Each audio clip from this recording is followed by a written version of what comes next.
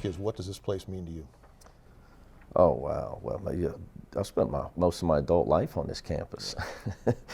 You start talking about Cincinnati, but for me, the University of Cincinnati has been most of my life. As a young kid, running around in the Armory as an Ed Badger basketball camper, to all the way to, what has all transpired. It's pretty euphoric.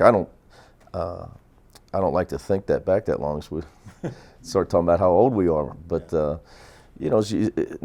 Cincinnati's always been special to me, and being the son of a former Bearcat.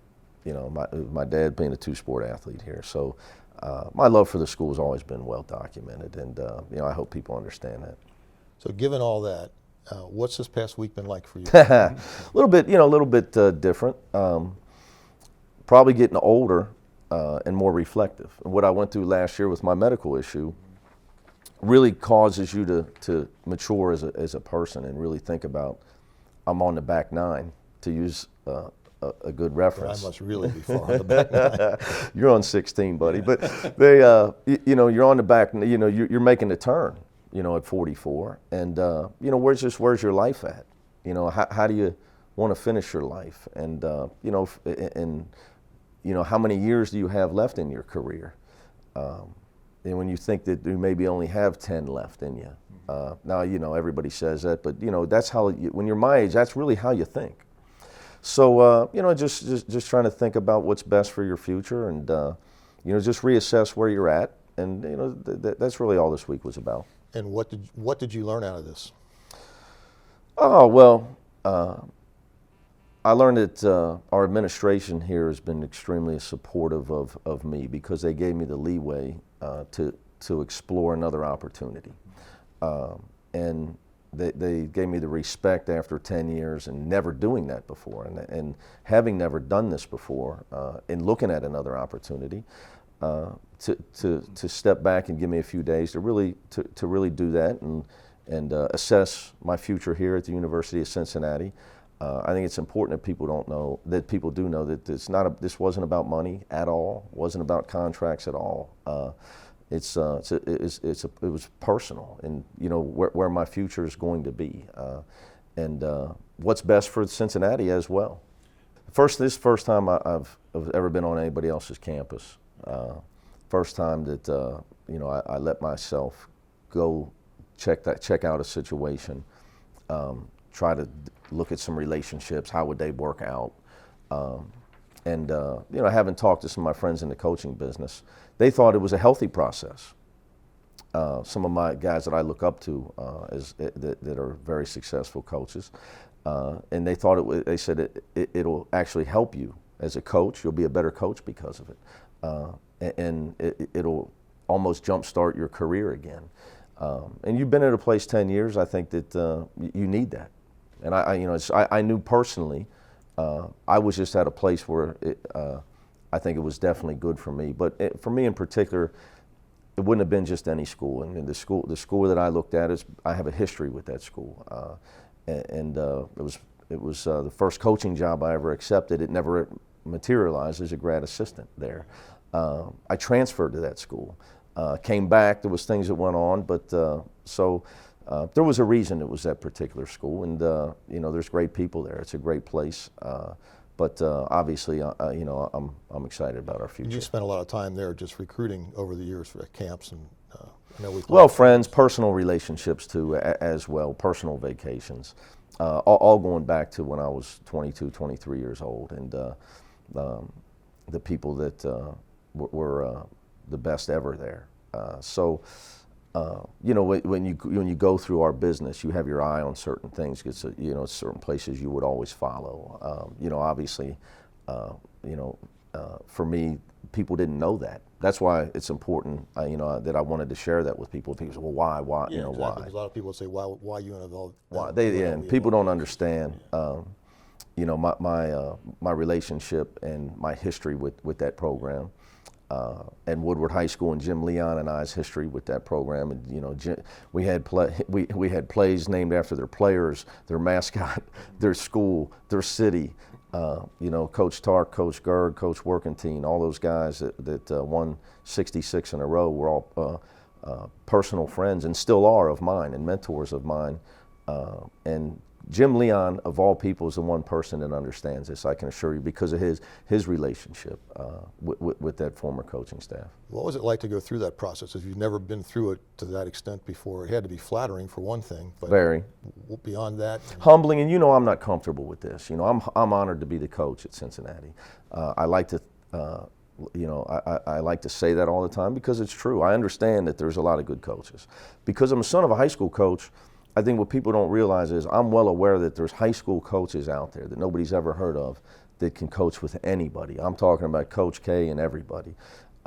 So when you're one of the ones that has a chance to coach at the highest level in college, you should really appreciate it. No matter how many games you win, you need to check yourself and make sure that you every day, no matter how tough it is and the pressure and how hard you work, you're still lucky you have your job. So I try to always convey that. Maybe I'm not always successful with that because at times you get frustrated. But I know I'm very lucky to be the coach at Cincinnati and really just even a college basketball coach.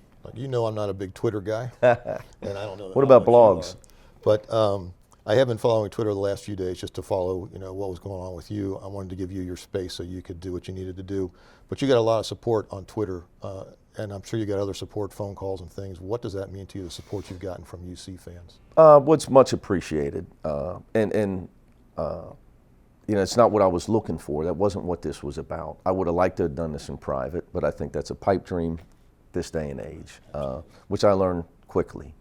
And I may not have gone through this process if I'd have known it was going to be public. But I will say I think it was very good for me personally, and because of where I'm at in my life, and because of the school, because of my affinity for UNLV and my history as a young person, and where I almost started my career. So, you know, now I know instead of saying what if. A lot of people speculated that you were doing this not for money, like you said, but for leverage, to get more out of UC. But you said just before that you were appreciative of the support you've gotten here.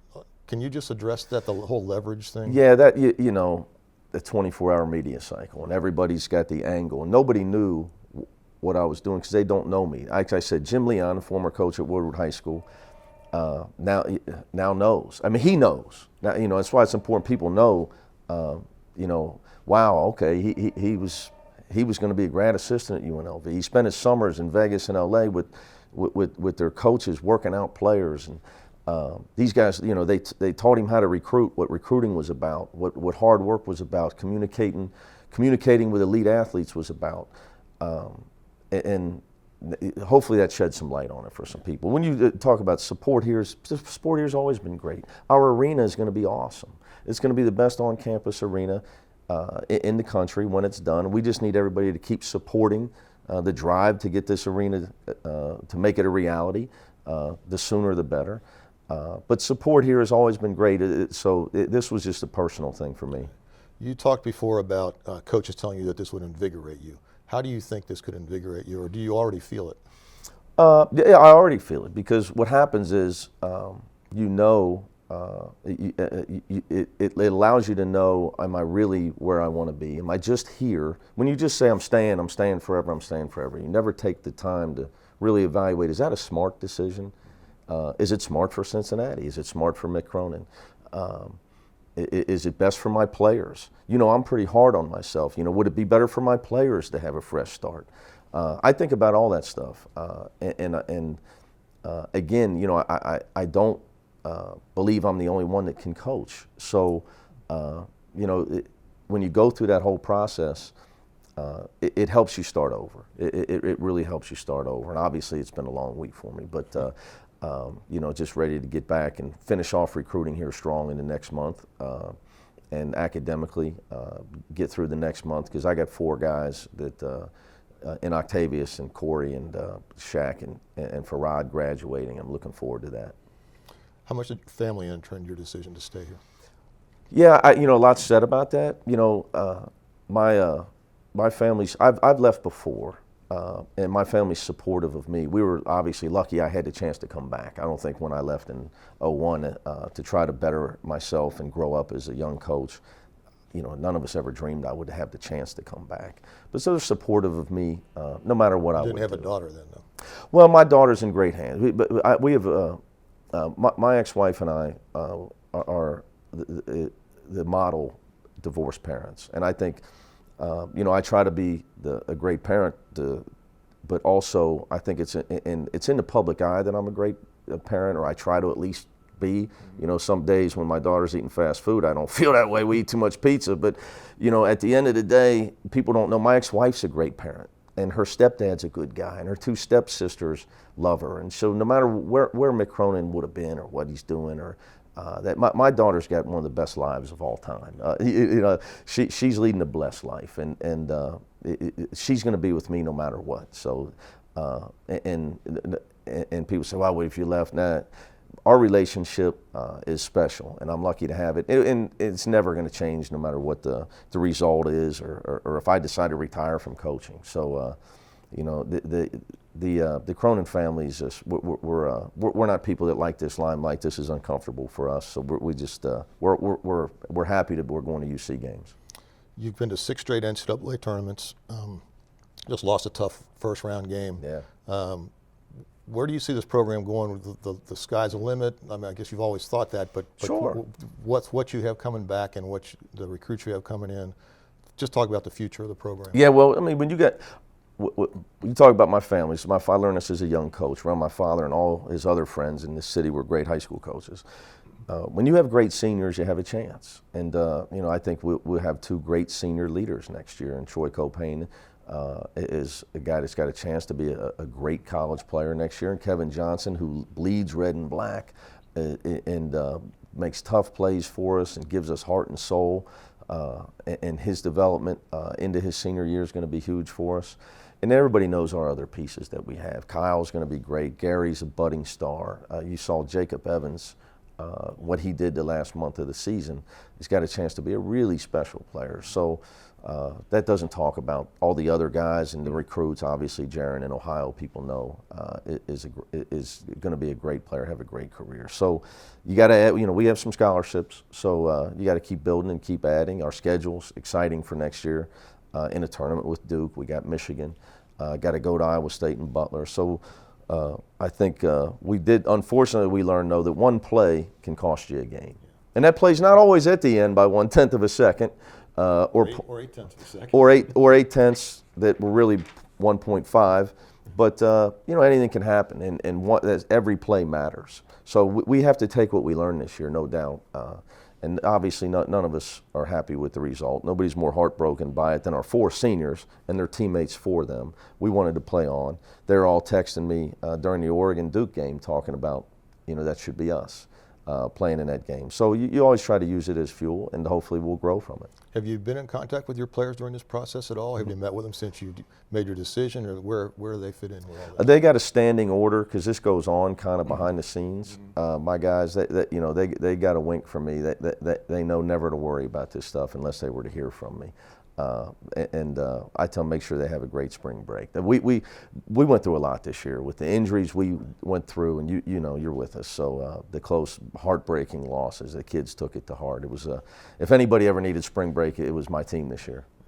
Well, we're glad you decided to stay, and I'm sure you're glad you decided to stay. Oh, absolutely. And I just want to say, again, I'm always the same statement. I'm honored to be the coach because I know that other people are out there could do the job, and it's obviously a big advantage to be at home, and I look forward to seeing everybody soon. Great.